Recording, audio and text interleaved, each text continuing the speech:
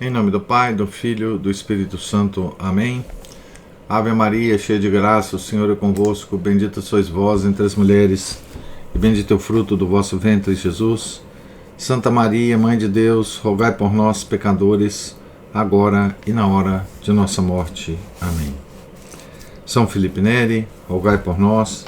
Nossa Senhora de Fátima, rogai por nós. Em nome do Pai, do Filho e do Espírito Santo. Amém. Bom dia a todos. Nós estamos aqui na página 99 do livro O Diálogo, escrito por Santa Catarina de Sena. Nós estamos no item 14.6, sumário e exortação. Deus Pai falando aqui, né, fazendo um resumo do que ele falou anteriormente, né? É deste modo que chegam ao próprio fim os homens que vão pela estrada inferior no rio do pecado, sem refletir e sem reconhecer as próprias culpas, sem implorar o perdão, nas pegadas do demônio, pai da mentira, entram pela porta do engano e chegam à condenação eterna.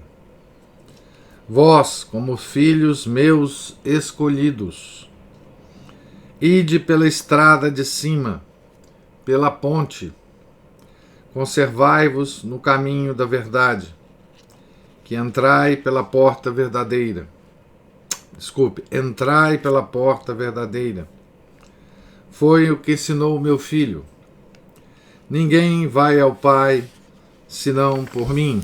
João 14,15. Ele é a porta e o caminho que conduzem a mim. Oceano de paz. Esse é o resumo lá dos itens anteriores que nós lemos, né? Sobre o destino dos pecadores, né? Item 14.7, os pecadores e o fim da vida. Aos homens que caminham pela estrada da mentira, resta apenas, qual fruto, a água morta para onde o demônio os convida, que tem uma nota dizendo, em analogia com a água viva de Cristo. Catarina gosta de indicar o pecado como água morta.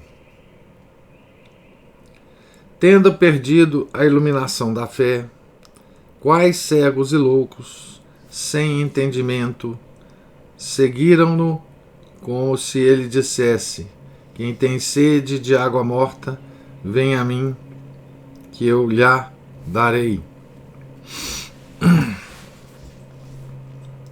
Então, loucos sem entendimento, né? Aqui também tem uma outra referência. A confusão, né? A confusão mental. Sem entendimento, né? Loucos sem entendimento. Pessoas que não têm a capacidade, ou que lhes foi tirada a capacidade do entendimento. Sirvo-me do demônio qual instrumento da minha justiça para atormentar os que me ofendem. Nesta vida o coloquei qual tentador, molestando os homens, não para que estes sejam vencidos, mas para que conquistem a vitória e o prêmio da comprovação das virtudes. Ninguém deve temer as possíveis lutas e tentações do demônio. Fortaleci os homens, dei-lhes energia para a vontade no sangue de Cristo. Energia para a vontade, né? Demônio ou criatura alguma conseguem dobrar a vontade. Então, mais uma vez aqui, Deus Pai está nos dizendo, né, que os espíritos malignos não têm controle da nossa vontade.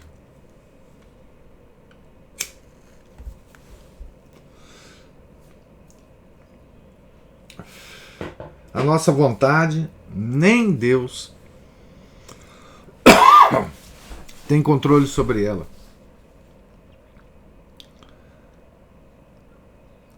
Demônio ou criatura alguma conseguem dobrar a vontade. Ela vos pertence, é livre. Vós, pelo livre-arbítrio, é que escolheis o querer ou não querer alguma coisa.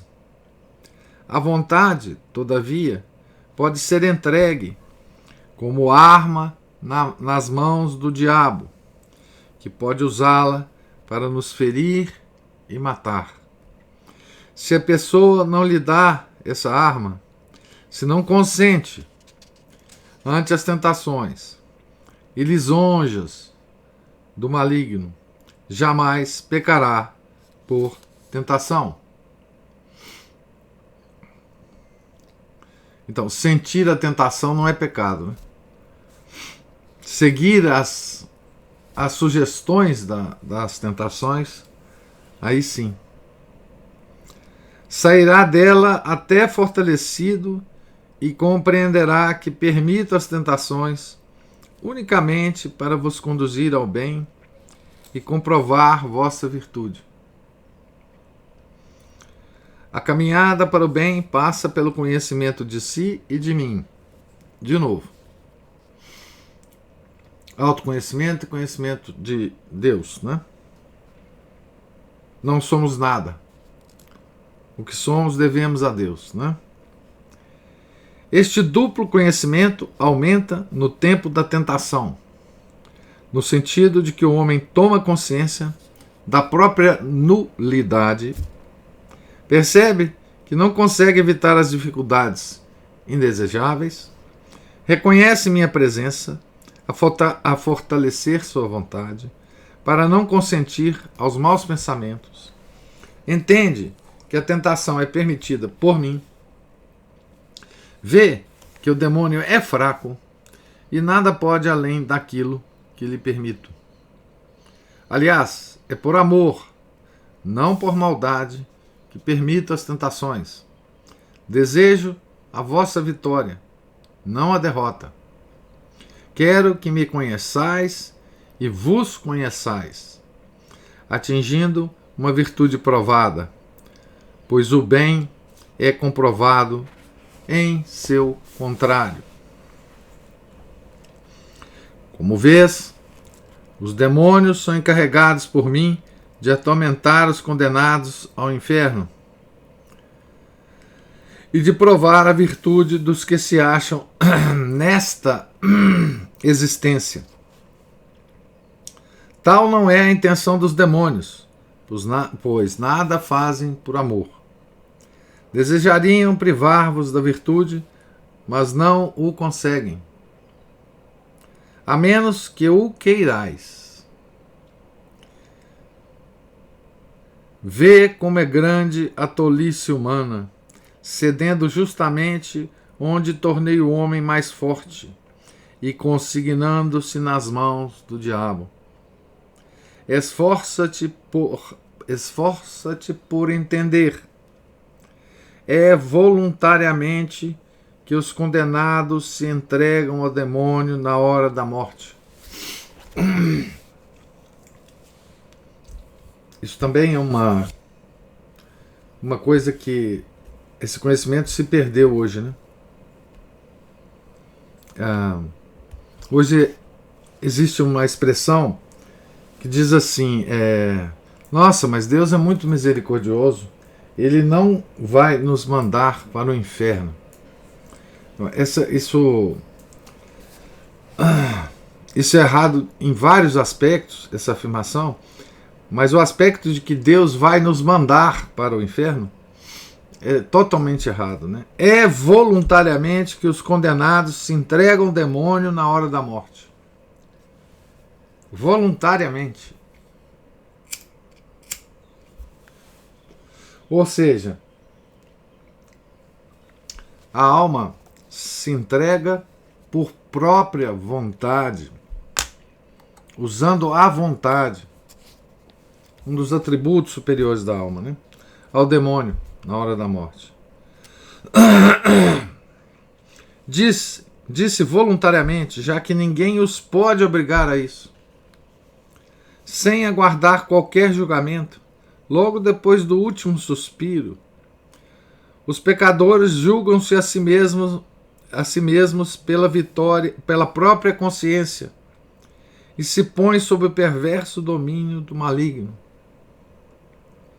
Desse modo, desesperados, condenam-se. No instante supremo, com muito ódio, encaminham-se para o abismo, e antes mesmo de chegar a ele, voluntariamente o escolhem como paga junto aos demônios, seus senhores.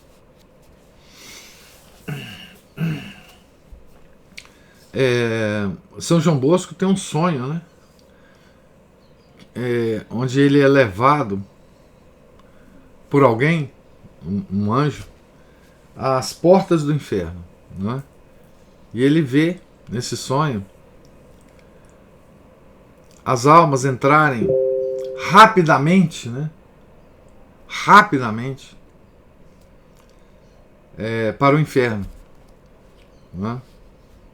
Avidamente para o inferno. E ele fica impressionado com isso, né? Com a avidez da alma em ir para o inferno, né?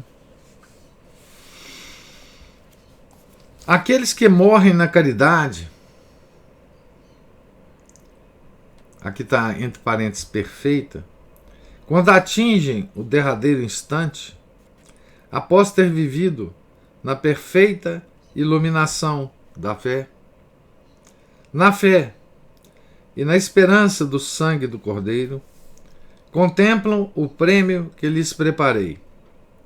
Com amor o acolhem, apertam-me com os laços da afeição, qual bem sumo e eterno. Antes de deixar o corpo, antes de morrer, já gozam da vida eterna.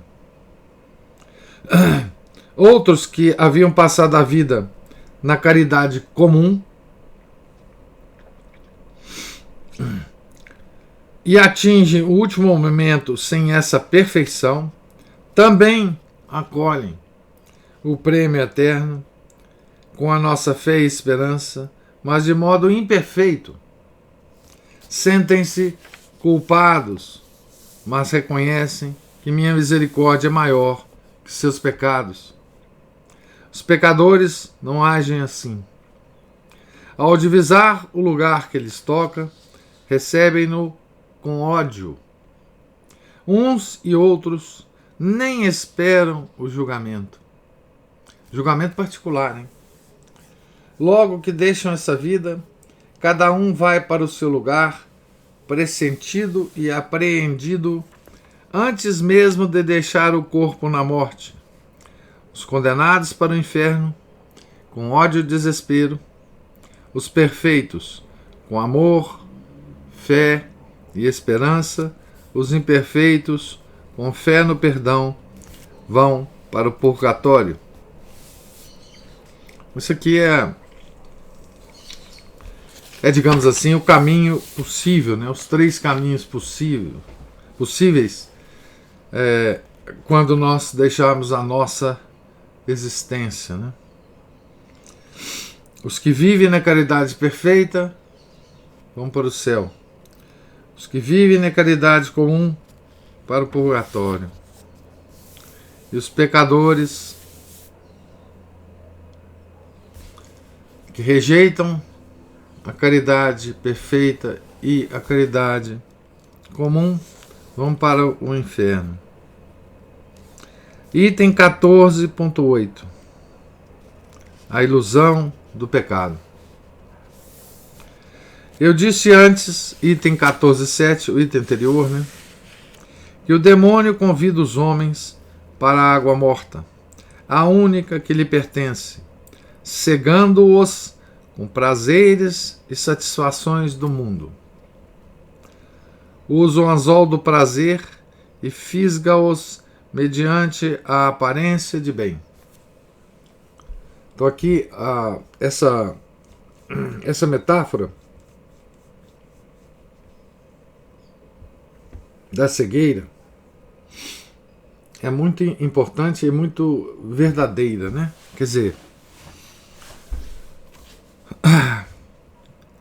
essa é a estratégia do demônio, né? Nos confundir ao ponto de nós não vermos mais a realidade, né? E isso tem vários graus de sofisticação, né? Essa cegueira, esse afastamento nosso da realidade, né? E sempre passa por prazeres e satisfações do mundo. Pode ter caminhos intermediários até chegar lá, né? Então,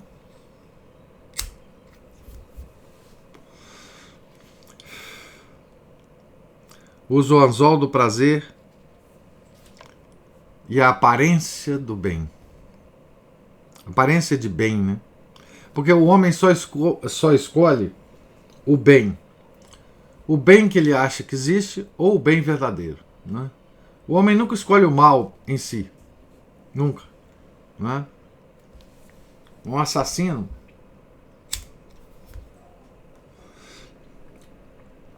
quando ele comete um assassinato, né? No fundo ele está escolhendo um bem. O bem que ele está escolhendo é maior do que a vida daquela pessoa que ele assassina. Mas ele vê que o bem é maior, né? Ele tá com a desordenação dos bens dentro da cabeça dele, né? O homem não consegue escolher o mal em si. Nós só escolhemos o bem. Sabe ele que por outros caminhos nada conseguiria. Sem um vislumbre de um bem ou satisfação, os homens não se deixam aprisionar. Por sua própria natureza, a alma humana tende ao bem. Infelizmente, devido à cegueira do egoísmo, o homem não consegue discernir qual é o bem verdadeiro, realmente útil ao corpo e à alma. O que eu acabei de dizer, né? Então, devido à cegueira do egoísmo, a desordenação dos bens na nossa cabeça vem da cegueira do egoísmo. Percebendo isso, o demônio maldoso apresenta-lhe numerosos atrativos maus, disfarçado, porém, sob alguma utilidade ou prazer. Adapta-se ele às diversas pessoas, variando atitudes e males conforme crê oportuno. De uma forma, tenta o leigo, de outra, o religioso, o prelado, os chefes, a cada um conforme sua posição social. Então, olha a sofisticação dessa ação do demônio, né? A tentação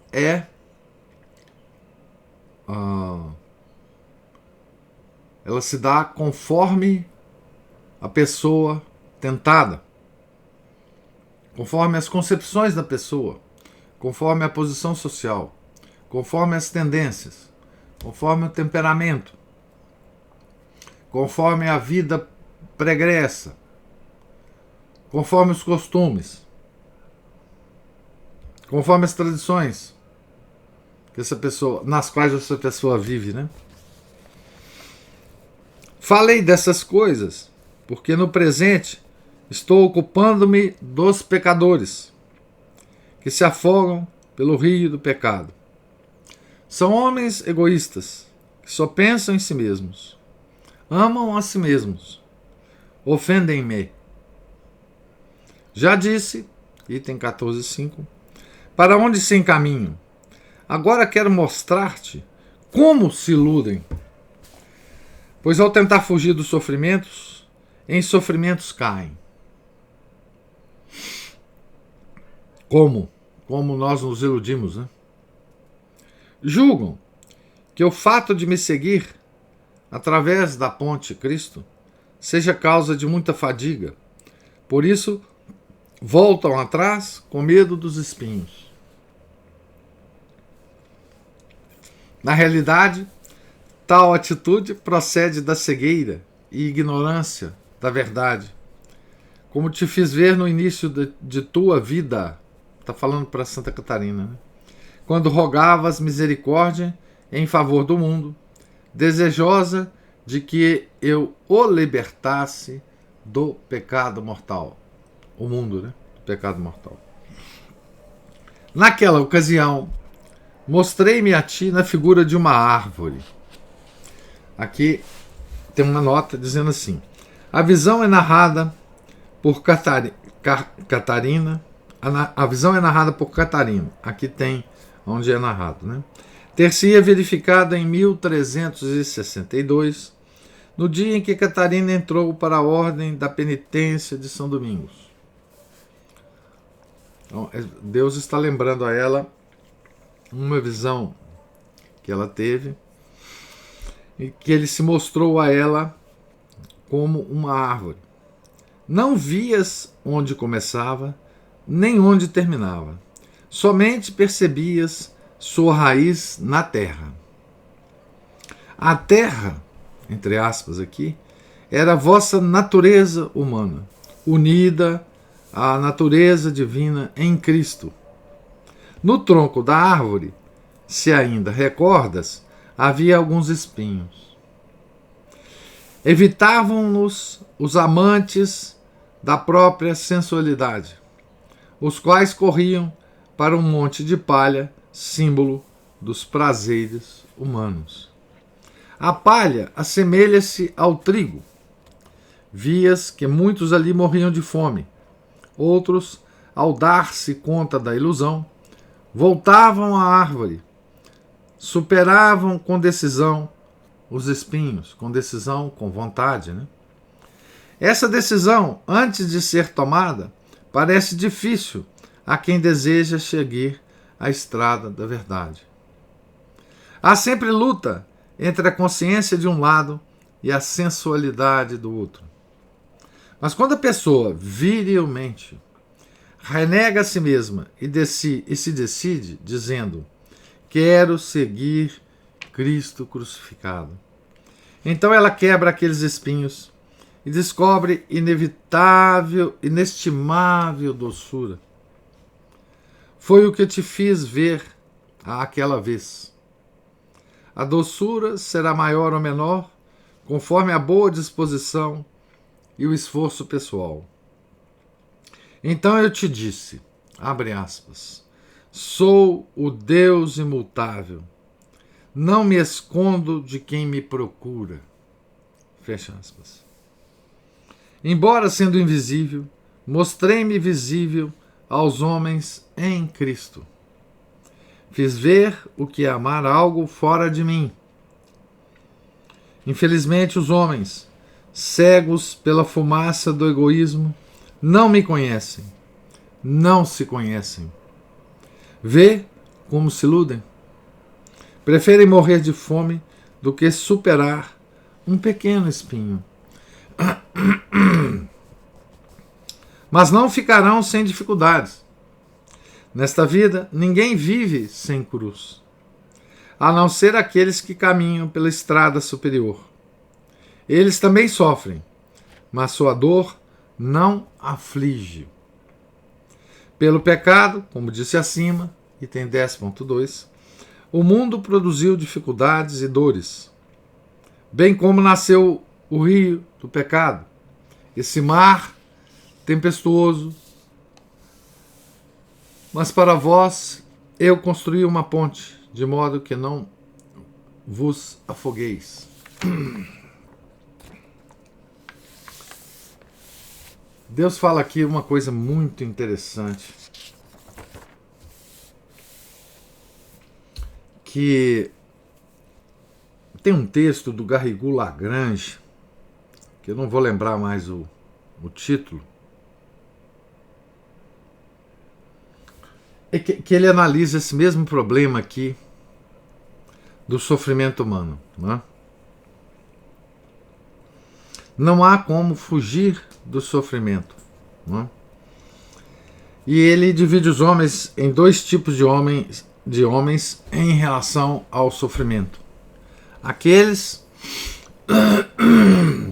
que aceitam sofrimentos e os unem, os sofrimentos, ao sofrimento de Cristo na cruz, e aqueles que não fazem isso.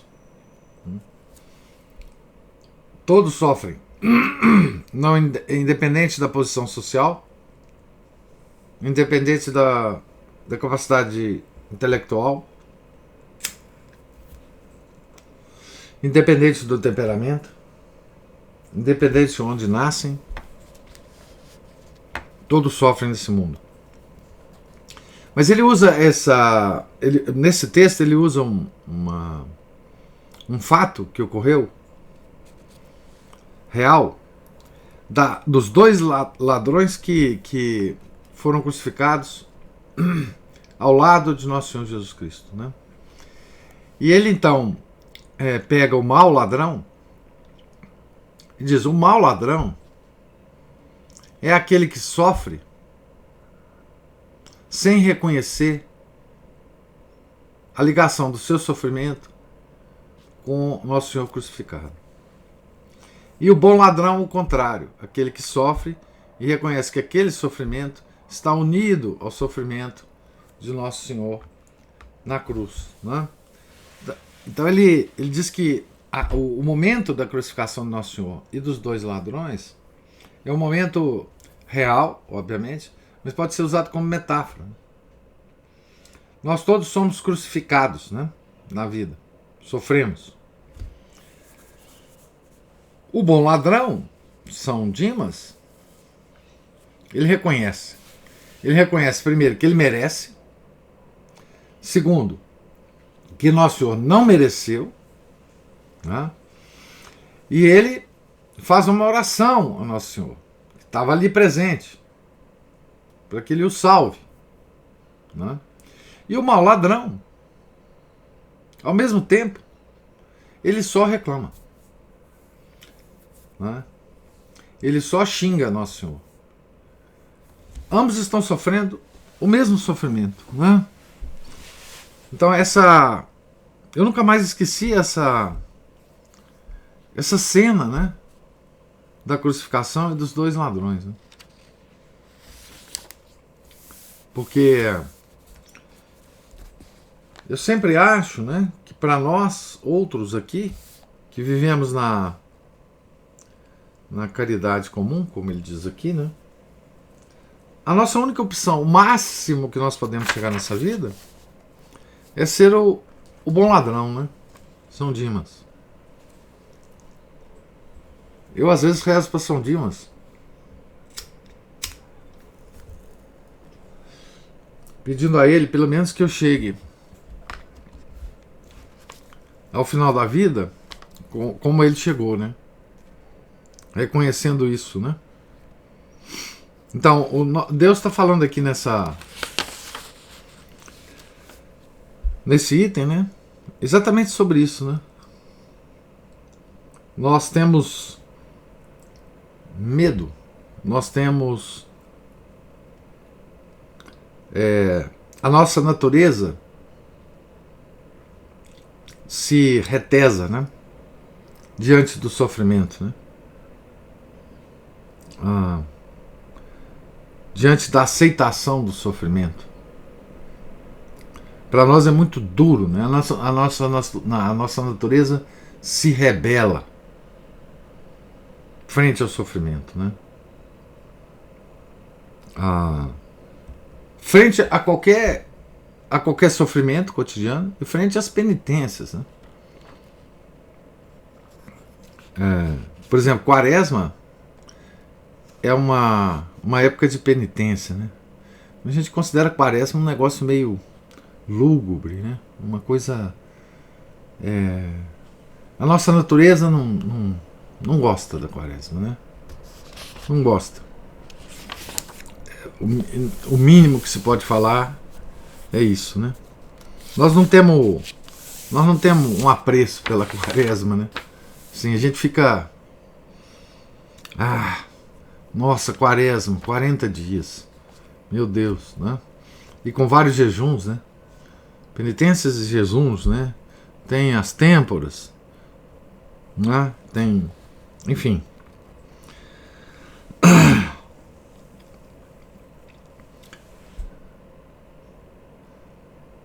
Juliana, as máscaras, Juliana. Item 14.9. Infelicidade dos pecadores.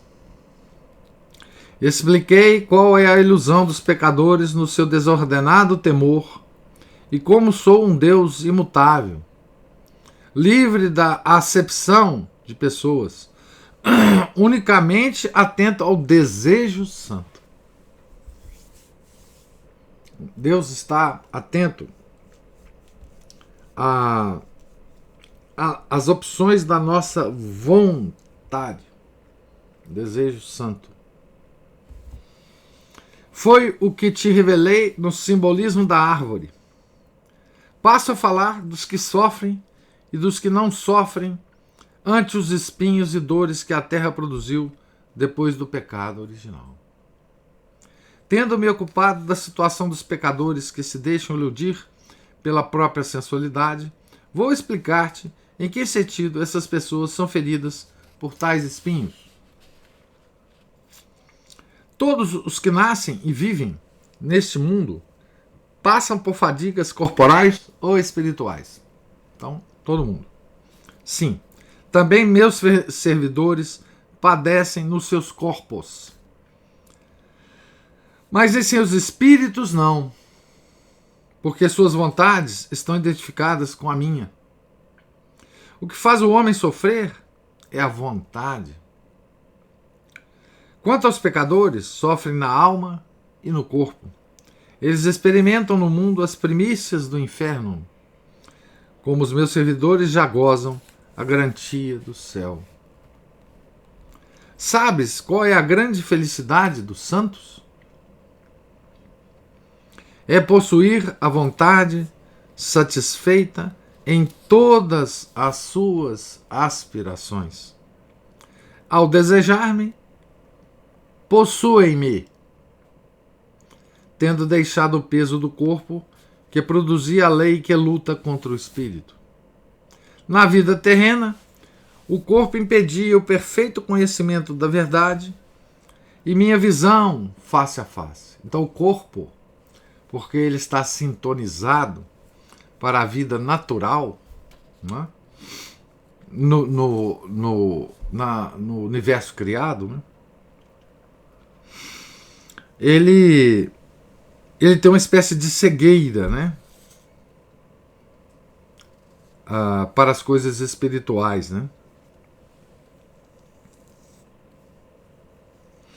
Na vida terrena, o corpo impedia o perfeito conhecimento da verdade e minha visão face a face. Com o corpo não dá para fazer isso. Separando-se do corpo, a vontade dos bem-aventurados realiza-se. Ao desejo de ver-me corresponde a visão, e com ela a beatitude. Vendo, conhecem-me. Conhecendo, amam-me. Amando, saboreiam-me.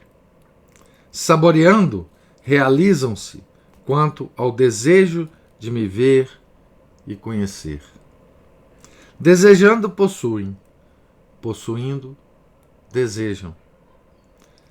Como disse, item 14.4, o sofrimento está distante do desejo e o fastio da saciedade.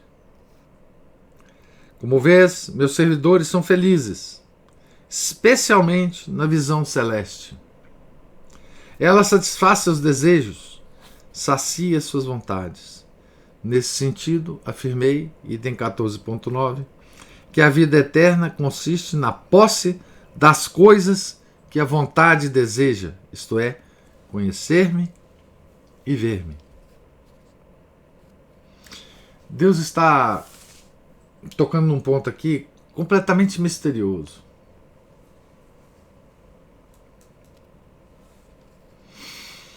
Que é a felicidade dos santos enquanto vivos, né? Daqueles santos que sofrem terrivelmente no corpo e têm uma felicidade incrível interna. Não é? Como pode isso acontecer, né?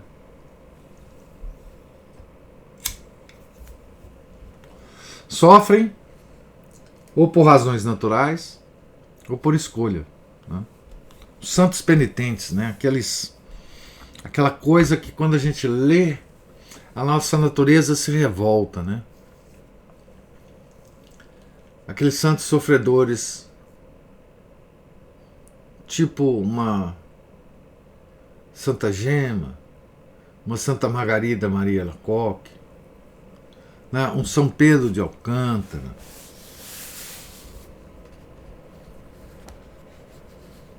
Não houve no mundo gente mais feliz do que esse pessoal que eu acabei de... e muitos outros, né? Como pode a felicidade conviver com o sofrimento do corpo? Né? Esse é o tema aqui que Deus está tentando nos explicar. Né? Já a partir desta vida, meus servidores gozam da eternidade, ao saborearem a causa de sua felicidade. E qual é tal causa? Respondo: é a certeza da minha presença em suas vidas. É o conhecimento da minha verdade. Esse é o mistério. Tal conhecimento se realiza na inteligência, que é o olho da alma. Pupila de tal olho é a fé. Pela iluminação da fé, eles distinguem, conhecem e seguem a estrada, a mensagem do Verbo encarnado. Sem a fé, ninguém reconhece tal estrada. À semelhança daquele que possuísse o olho, mas coberto por um pano. Sim, a pupila deste olhar é a fé. Nada haverá que encobrir sua inteligência com o pano da infelicidade, por causa do egoísmo. Tal pessoa terá a inteligência, mas não a luz para conhecer. Então, aqui também tem outra coisa que a gente discute algumas vezes, né? Aquelas pessoas que são geniais, né? Porque têm uma inteligência superior, mas que são inteligências do mal, né? Inteligências do mal. Pessoas como me ocorre aqui, Voltaire, por exemplo, inteligentíssimo, competentíssimo, com muitos dons que a maioria de nós não tem, né? Então a inteligência, ela permanece, né? Tal pessoa terá a inteligência, mas não a luz para conhecer. Então, a inteligência iluminada pela fé. E, ao contrário, né, nós vemos tantos santos, né, pouco instruídos, né, mas cuja inteligência é iluminada pela fé. Portanto, tais pessoas vendo conhecem, conhecendo amam, amando afogam e destroem a vontade própria. Tendo-a destruído, revestem-se da minha vontade, a qual deseja unicamente a vossa santificação. 1 Tessalonicenses 4:3. Então, nós não podemos cumprir a vontade de Deus, nós não podemos unir a nossa vontade a Deus, a menos que a gente destrua a nossa vontade. Com isso, deixam o rio do pecado, sobem para a ponte, superam os espinhos, que já não lhes machucam os pés do amor. Já se conformaram à minha vontade. Nesse sentido, como disse acima, meus servidores não padecem no espírito, mas somente no corpo. É um mistério, né? O querer sensível já morreu. Ele é a fonte do sofrimento e dor para o homem. Destruída esta vontade, entre aspas, sensível, o sofrimento desaparece e meus servidores tudo passam a tolerar com respeito. Esse é o caminho místico da igreja, né? O caminho místico da igreja. É aquela entrega total à vontade de Deus, né?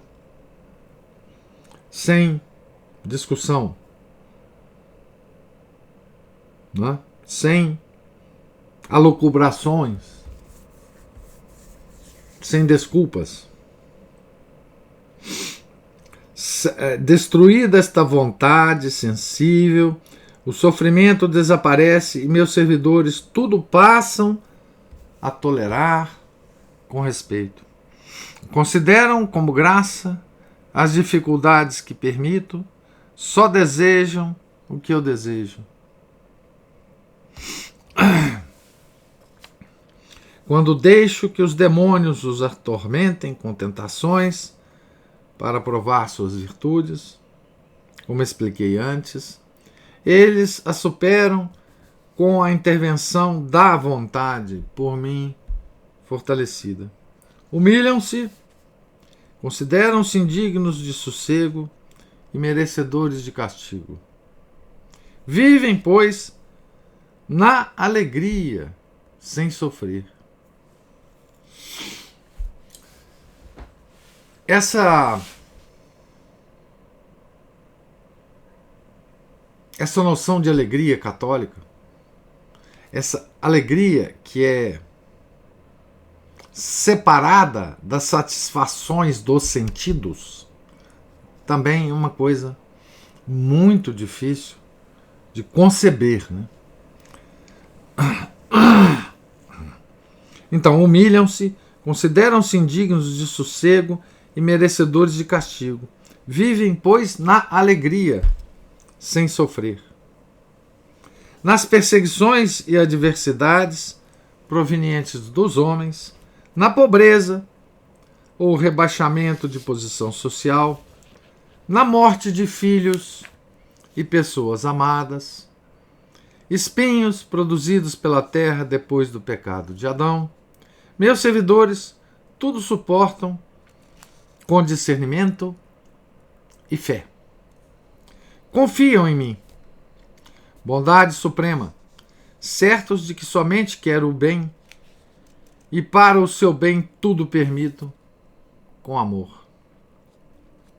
Após fixar o pensamento em mim, eles olham para si mesmos e reconhecem os próprios defeitos. Na fé, sabem que toda virtude será premiada e todo o mal punido. Entendem que a menor culpa merece castigo eterno, porque atenta contra a minha bondade infinita. Com gratidão, porque aceito de puni-los nesta vida passageira, dão reparação às suas culpas mediante a contrição interior. Obtém méritos com a perfeita paciência. Tais esforços terão a paga de um prêmio sem medida. Isso é uma expressão que São Paulo usa, né? Que as penas aqui da terra terão, nos ganharão uma graça sem proporção, né, a essas penas. Um prêmio sem medida. Eles sabem que, devido à transitoriedade do tempo, são de pouca monta os sofrimentos desta vida. O tempo é como a ponta de uma agulha, nada mais. Acabado o tempo, também a dor cessa. Como vês, é passageira a dor. Pacientemente e sem prejuízo interior, esses homens superam os acontecimentos adversos. Seus corações estão livres do amor sensível e unidos a mim na caridade. Realmente, já possuem no mundo a garantia do céu. Na água não se molham, sobre espinhos não se ferem. Tendo-me conhecido, procuro o bem supremo, onde de fato ele está, ou seja, no Verbo, meu Filho.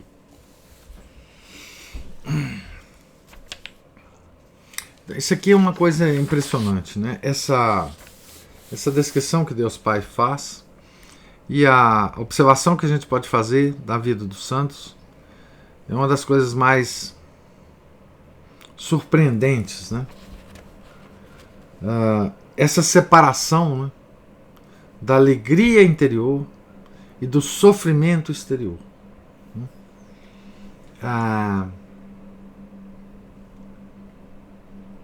Como pode, né, a gente observar os santos, esses grandes penitentes, né, serem alegres? Para nós que somos egoístas, que damos muita importância ao nosso corpo, né? Isso para nós é uma coisa incompreensível. Nós não conseguimos separar a alegria interior com as condições do nosso corpo, né? Nós não conseguimos separar alegria de bem-estar físico. Essa é a fraqueza nossa, né? E Deus está dizendo exatamente que uma coisa não tem nada a ver com a outra.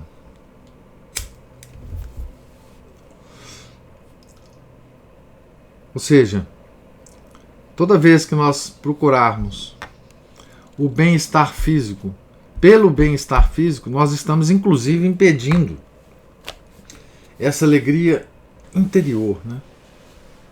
Essa alegria católica, né? Esse é o caminho místico ascético, né? da igreja, né? Caminho misterioso, né? Um caminho de sutilezas, um caminho de inteligência iluminada pela fé. E essa metáfora que Deus usa aqui, não é? A inteligência como olho da alma, não é? E a fé como a pupila deste olho. Não é? Se a pupila se embaça, o olho não vê.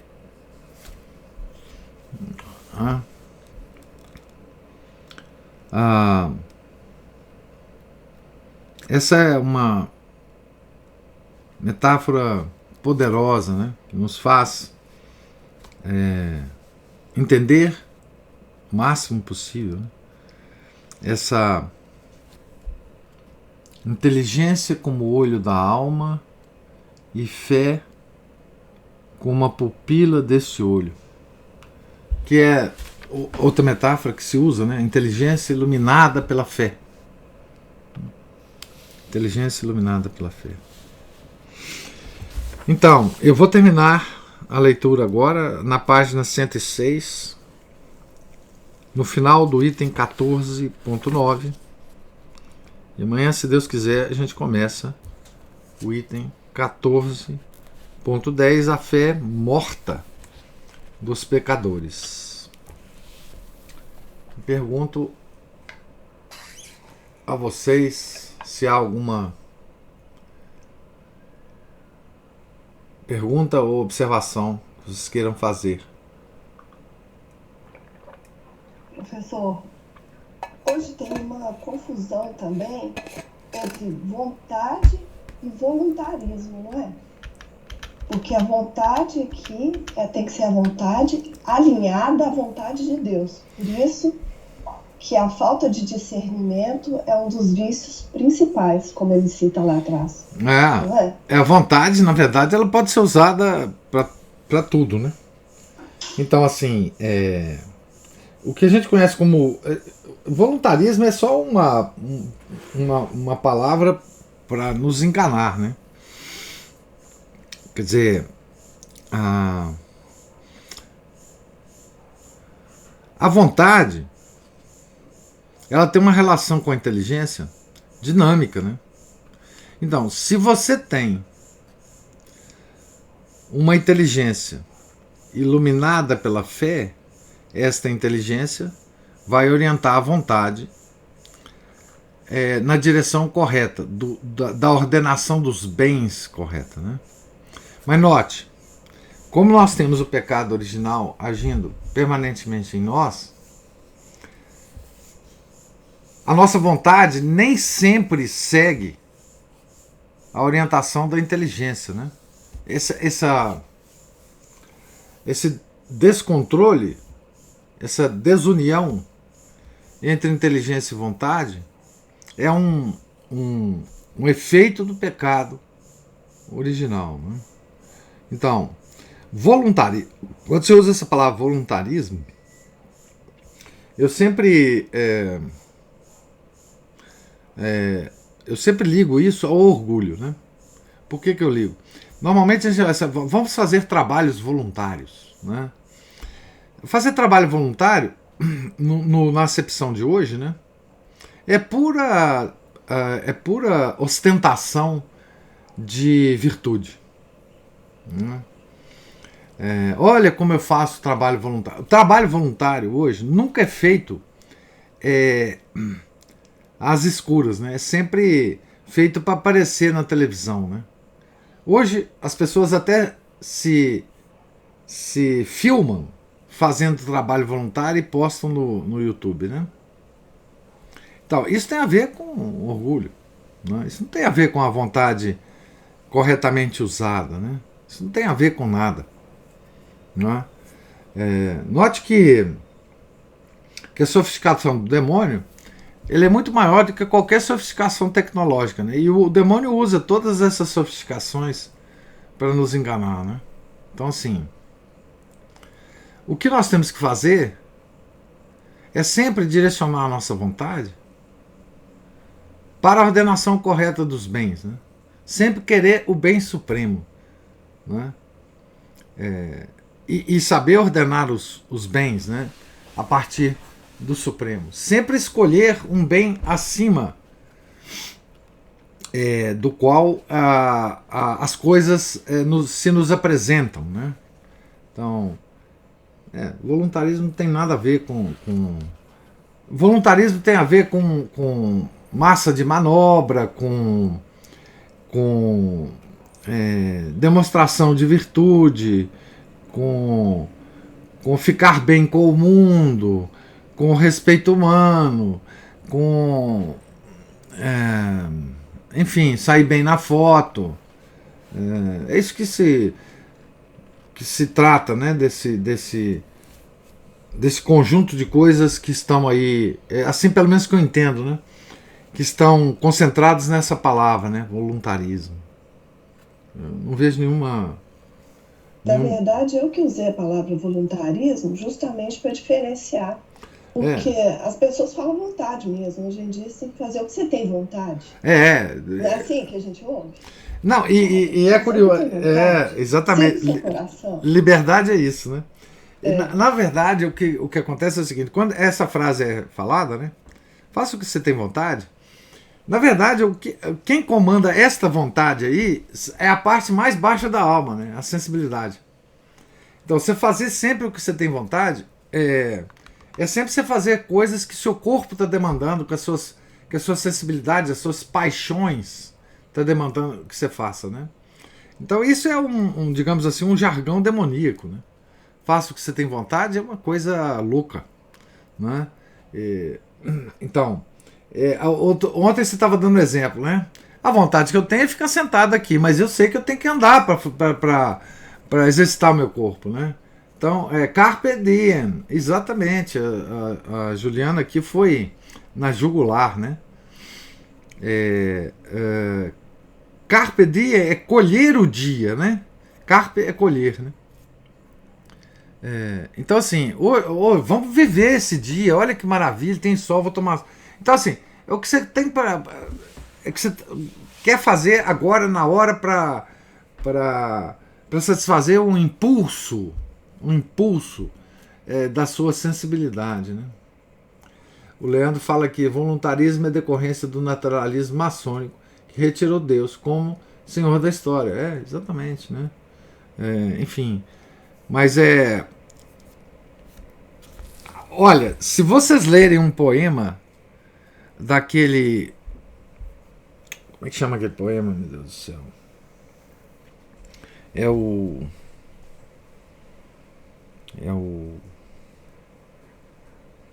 do Omar Khayyam. Como é que chama o poema do Omar Khayyam? É o Rubaiyat. Rubaiyat é um grande poema.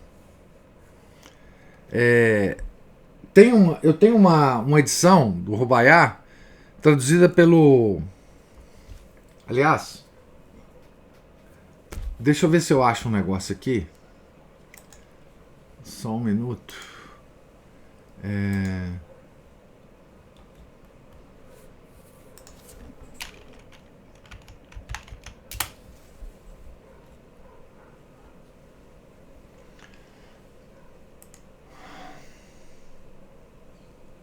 Tem alguma coisa no blog do senhor, não tem? Pois é, eu já imprimi esse negócio. Achei aqui, eu vou colocar aqui para vocês.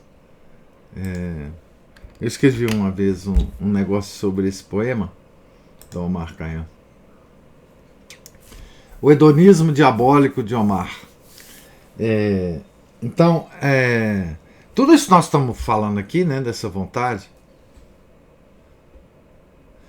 voluntariado. Isso mesmo, Felipe. Felipe está falando aqui, né? Vejo muita palavra voluntariado. Gente, isso tudo é uma estratégia, não é? Para nos desviar das coisas importantes, né?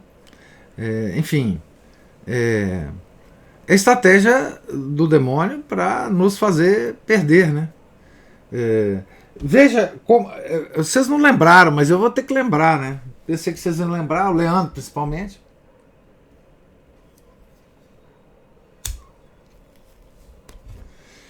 Na igreja há um sistema de voluntariado criado depois do Concílio Vaticano II, né? Que se chama as pastorais.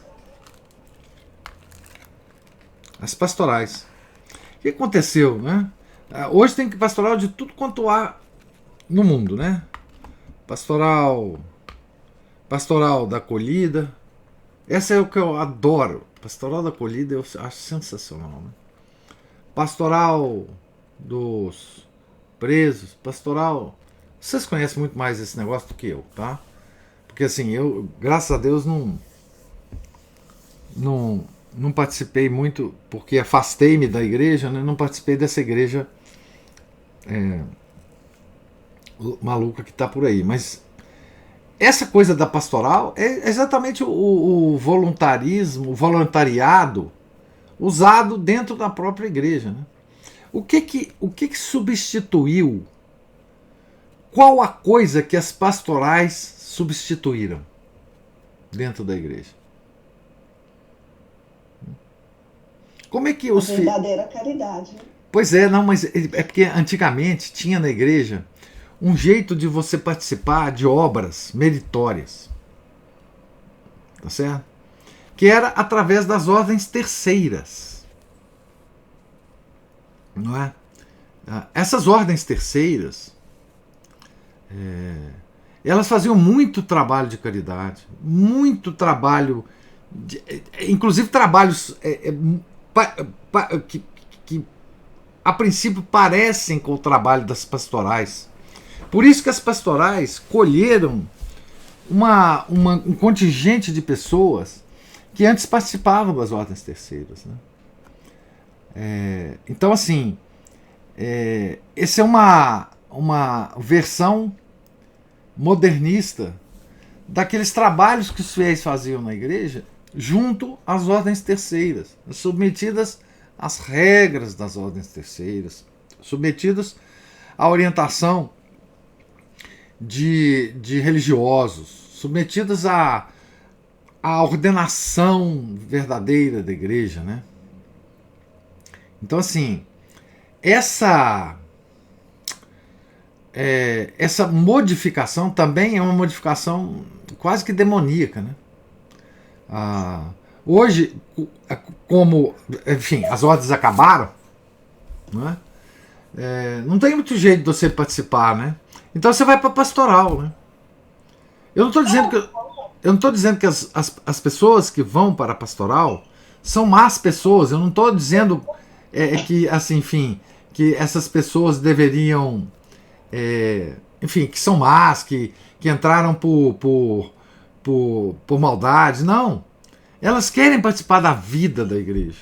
Elas querem participar das obras da igreja. Elas querem ter um acesso a esse manancial enorme que a igreja criou durante séculos e séculos, né? Mas elas não têm como. Elas só podem ir. Hoje em dia, você só pode participar disso se você se ligar a uma pastoral, né? Então, o Felipe está falando, para participar da pastoral tem que ter empatia. Ah, claro. Depois você vê, a ordem terceira, quando a pessoa entrava numa ordem terceira, ela tinha as regras para seguir, as regras da vida, né? Elas tinham elas eram as ordens, elas como que acolhiam aqueles membros da ordem terceira com regras religiosas, né? Eles tinham que, por exemplo, eu sei que eu acho que os beneditinos chamam os participantes das ordens terceiras de oblatos, né? Esses oblatos, eles têm regras a seguir, de orações, inclusive, ao longo do dia, né? Eles têm, por exemplo, um breviário mais simplificado para rezar ao longo do dia. Então, é quase que uma disciplina monástica que eles assumiam para a vida. E aí, todo o trabalho da ordem se espalhava pela comunidade, né? É um negócio belíssimo que existia antes. Isso foi substituído, né? Por essas ordens, né? Por essas pastorais, né? Ou seja, é uma imitação. A pastoral é uma imitação das ordens terceiras, né? Sabe que o Dom Chutar, né? Grande monge beneditino, ele fala disso quando em algum momento lá da Alma de Todo Apostolado, ele fala de movimentos já no início do século XX que já estavam sendo estruturados ao modo das pastorais modernas, né? E ele condena isso, né? Você tá apaixonado com Santa Rita, né, Felipe? A Ordem Terceira deve ser como as obras que surgiram a partir de Santa Rita. Sim, os santos, de um modo geral, né?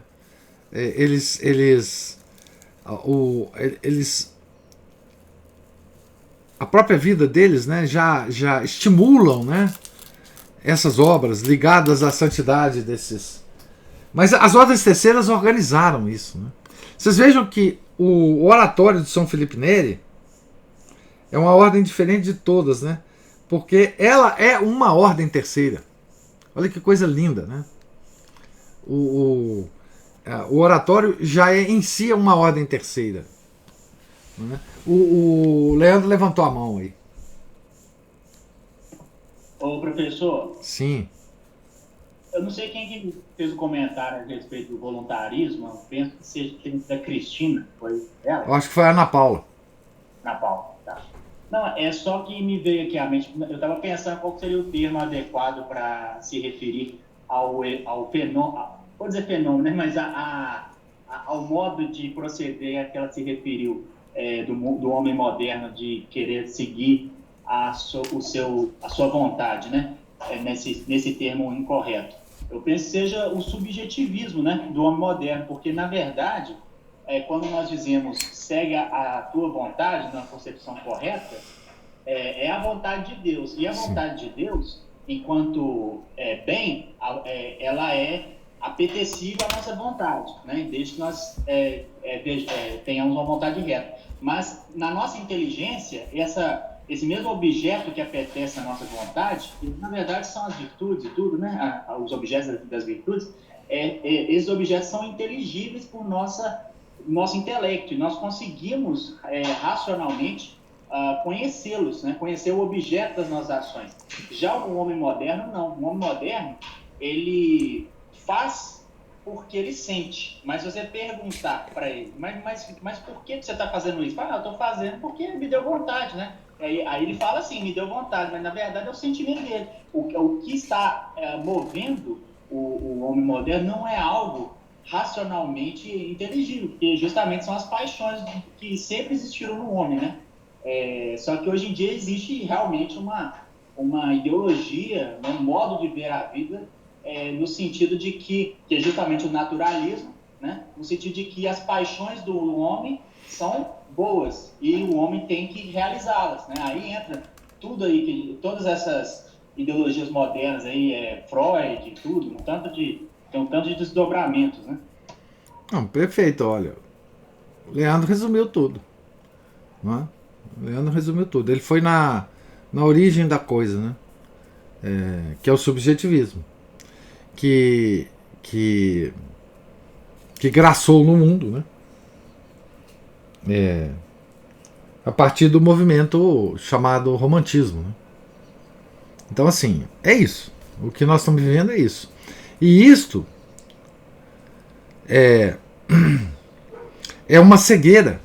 É uma cegueira que nos afasta completamente disso que Deus fala aqui, né? Que nós devemos destruir a nossa vontade para que a dele possa tomar posse de nós. Isso é o contrário, o oposto, o diametralmente oposto do subjetivismo, né? Então, se nós não sacrificarmos a nossa vontade, nós nunca conheceremos a vontade de Deus. Porque ela só age quando nós sacrificamos a vontade. Então, veja bem, nós temos um termo central na quaresma, né, chamado mortificação. Então, a mortificação, normalmente, quando a gente fala essa palavra, nós entendemos mortificação dos sentidos, né, dos sentidos físicos, né? Nossas penitências normalmente têm toda relação com a mortificação dos sentidos físicos, não é? Mas veja que essa mortificação da vontade é a coisa principal e a mais difícil de fazer. Mortificar a nossa vontade, não é? A nossa vontade. Então, essa mortificação quase nos é desconhecida, né? Mas Deus insiste nela aqui. Deus insiste. Se vocês não matarem a vontade própria, a minha vontade não age em vocês, né? Então, Isso é muito importante e tem ligação com o que o Leandro resumiu, que é o resumo completo da obra. Ana Paula levantou a mão aí. Mas é que nós temos sido, nós estamos sendo estimulados cada vez mais a pôr de lado justamente o que Deus nos deu como diferencial dos outros seres todos criados, que é a nossa inteligência. Tudo hoje em dia apela para os sentimentos, né? Até pode olhar as propagandas, uma reportagem que é feita na televisão, tudo é um apelo ao sentimento. E aí a gente vai agir a partir dessas paixões, como disse aí o Leandro, e a gente deixa de lado, porque a inteligência, ao mesmo tempo que se diz que a inteligência é algo muito duro, né? Você ouviu falando aí que a nossa religião é crua, né? Então, com o argumento de que a inteligência, o raciocínio é algo muito duro e cru, eles vão mudando esses valores e apelando cada vez mais para as nossas paixões. E aí a gente vai agindo igual o bicho, né? Isso. Nós vamos ser reduzidos ao mesmo plano dos animais, né? E olha que coisa interessante. Você lembrou da questão da dureza da nossa religião, né? Então, a nossa religião é dura porque ela nos exige uma ação decidida, que é destruir a nossa vontade. Mas Deus fala que para aqueles que conseguem isto, eles vão encontrar a doçura do amor de Deus. Então, nós temos que ser duros. A nossa religião é dura e ela estimula a sermos duros conosco, com a nossa própria natureza. E justamente para a gente encontrar a doçura, a alegria, a contemplação de Deus, né? Então, digamos, essa dureza é uma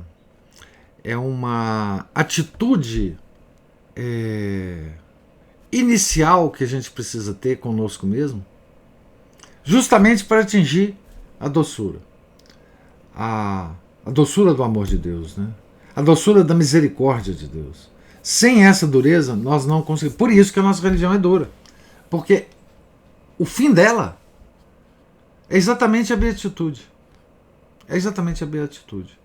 É a visão beatífica, né? Então, sim, a nossa religião é muito dura. A nossa fé é muito dura. E E nós temos que ser conosco mesmo, implacáveis. Implacáveis. A nossa natureza se rebela com qualquer coisa. Né? Com qualquer coisa. Então, nós temos que ser, como os santos nos dão exemplo, né? De sermos implacáveis. Né? A Camila passou o olho lá no negócio do Omar Khayyam, né? No Rubaiyat. Aí ela tem assim, horrível. Nossa, o cara é totalmente revoltado com Deus. Acha que a vida lhe pertence e quer desfrutá-la eternamente. E isto? Mas isso é o retrato do homem moderno, viu?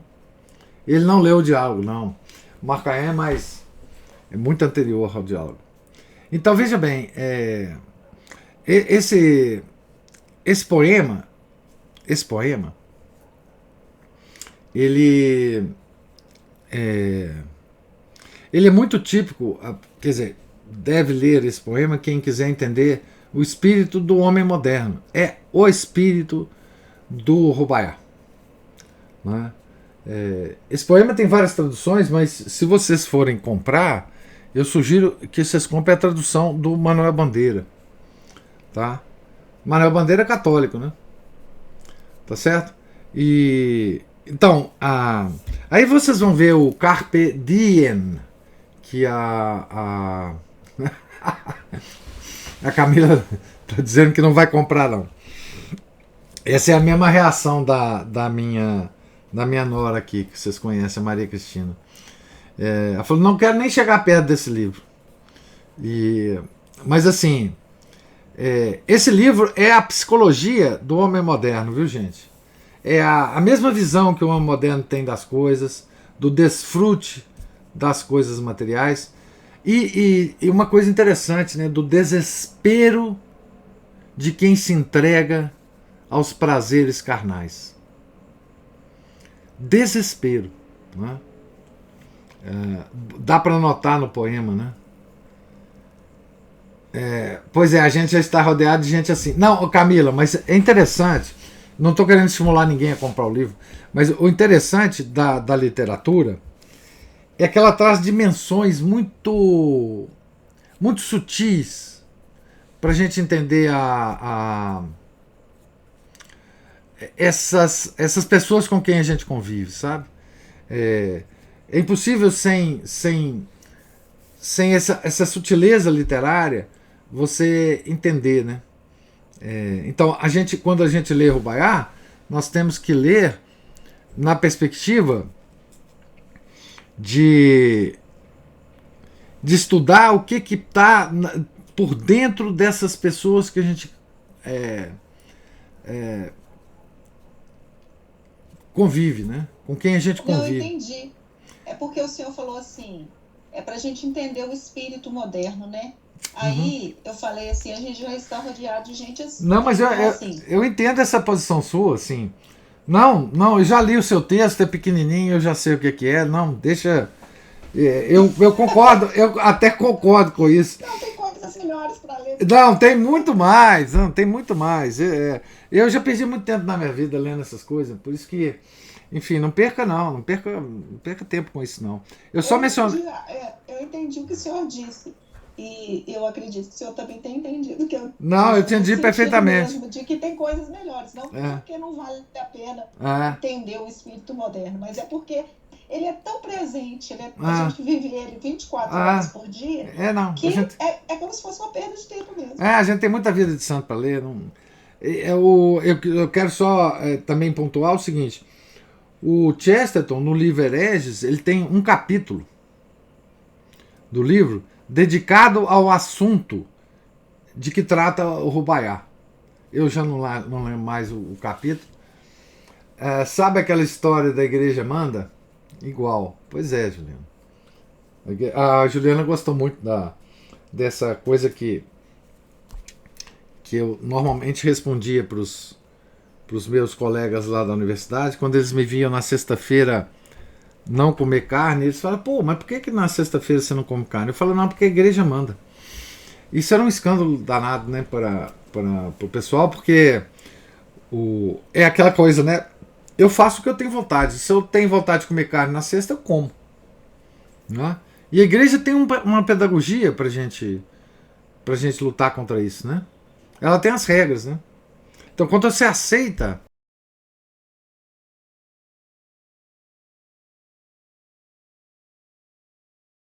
decisões da sua... Opa! Deu um barulho aqui. Você está recusando a sua vontade, a ação da sua vontade. Né? Não, eu tenho vontade de comer carne. Quem não tem? Na sexta-feira. Mas eu não vou comer. Porque a igreja manda. Aí é isso aí que o Felipe falou. Ser católico é dureza. Tem até que usar máscara. Tem mesmo. E tem mesmo. O pessoal tá falando da máscara aí. Não sei se vocês estão entendendo. É porque ontem no clube de leitura nós tivemos uma discussão. Eu puxei a orelha desse pessoal que fica reclamando da máscara. Então por isso que eles estão usando a questão da máscara aí. Recusar os impulsos da nossa vontade. A igreja tem um método muito pedagógico durante todo o ano litúrgico, né? Da gente fazer coisa que a nossa vontade não faria sem a igreja mandar, né? Tá certo? Então, enfim, né? Isso tudo tem a ver com essa afirmação, né? De Deus Pai, né? Se você não destruir a sua vontade, a vontade de Deus não pode agir em você. Olha que coisa, olha que mistério, né? Quando você destrói a sua vontade, a sua vontade, se alinha com a vontade de Deus. Então, você, ao destruí-la, você está redirecionando-a para o caminho certo.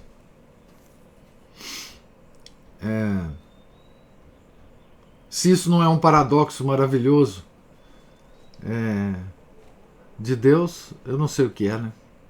Uma coisa linda, né? Essa coisa da... Você destrói a sua vontade e no mesmo momento você a constrói na direção certa. Não é? Mas você só vai saber disso quando você destruí-la. Antes não. Antes, esse processo de destruição da sua vontade parece uma coisa terrível para você. Né? Falou, Camilo.